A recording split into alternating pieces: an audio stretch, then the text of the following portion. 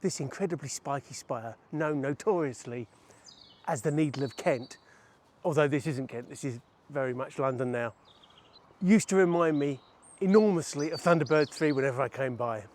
Can we cut away to Thunderbird 3 now, please?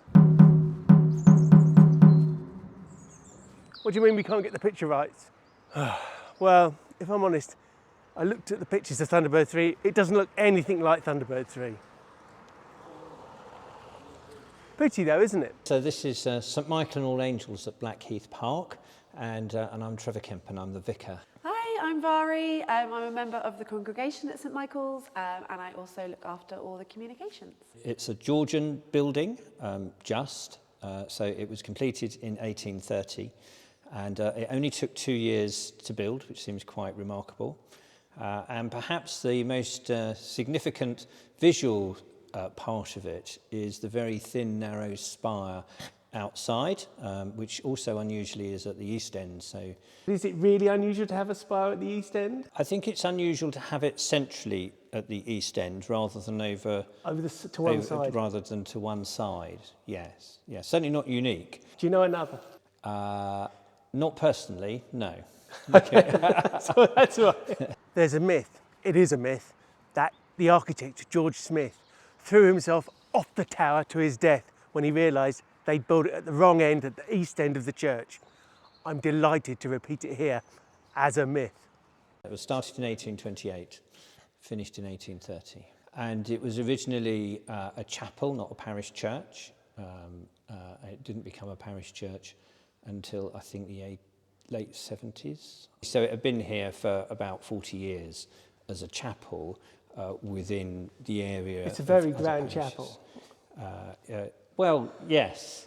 It's a pretty grand for a chapel, but I think that's the sense of the word being used for its legal status rather than actually its practical impact. Is there any precedent for the tower? Because if it's that early, Gothic's only really just getting going again. I suppose the point of that one, of the timing and the shift of when the church was built, is maybe not so much for the tower, but probably, quite importantly, the windows.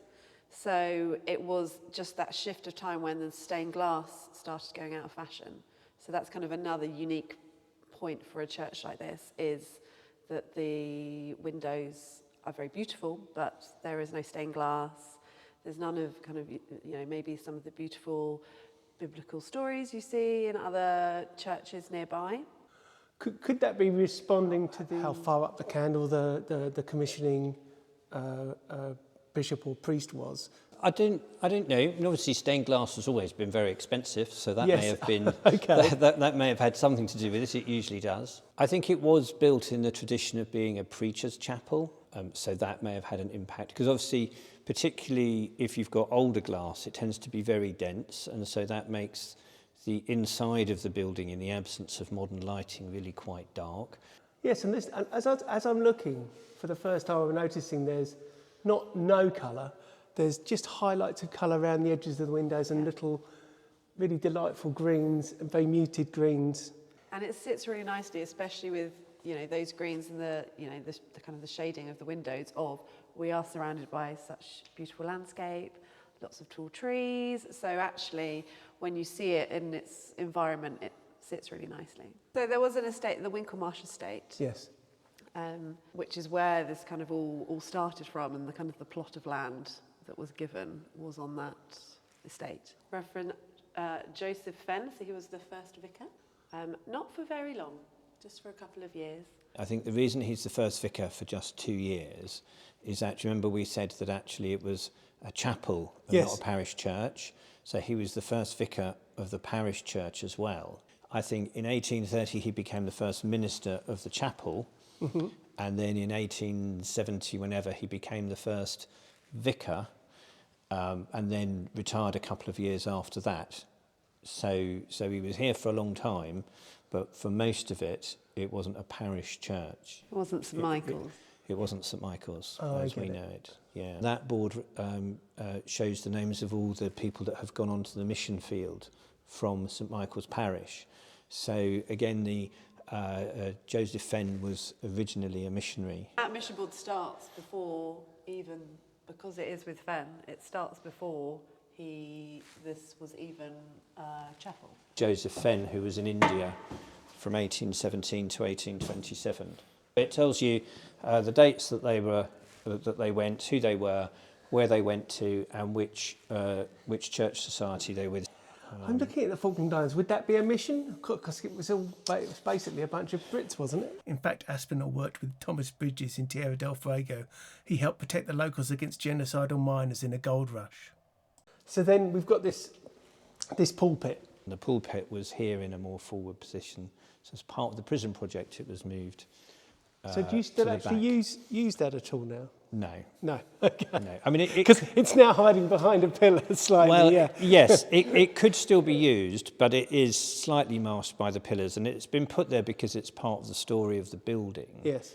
It's not the original pulpit. It was actually put in specifically as a war memorial. That's what I thought. So this is, I mean, it actually dates from about 1920.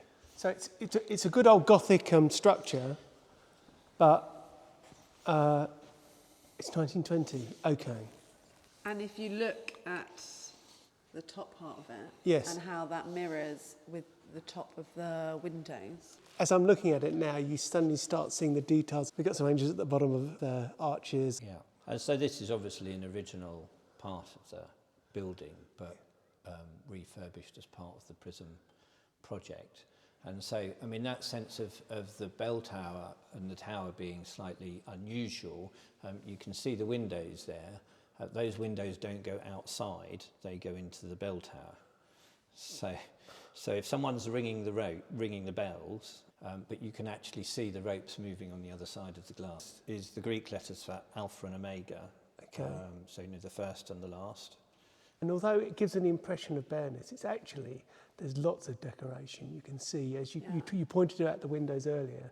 But also, of course, you've got the reredos and the organ at either end, both with just a little bit of colour and a little bit of detail. The Pevsner record of this church, it's sort of delighted, but also, what are these guys doing? Like, it was before people got into Gothic and felt rigorous about it, have a sense of authentic reproduction, although what that can possibly mean is kind of crazy. Yeah.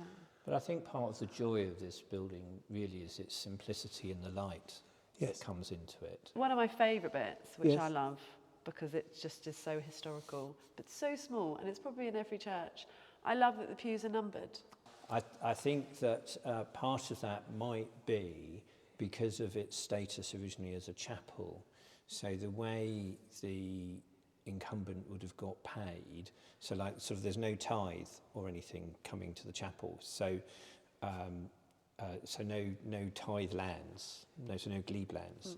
So it may be that they originally had numbers because they were the hideous practice of pew rents, where families could effectively pay for their own pew, and then that was the place where you sat, which is a completely doctrinally wrong thing to do, in my opinion. But I suspect it might relate to that. So I definitely read online somewhere that this was one of the last churches to let that go, and it had it up until 1945. I mean, wow. Well, we won't be reintroducing it.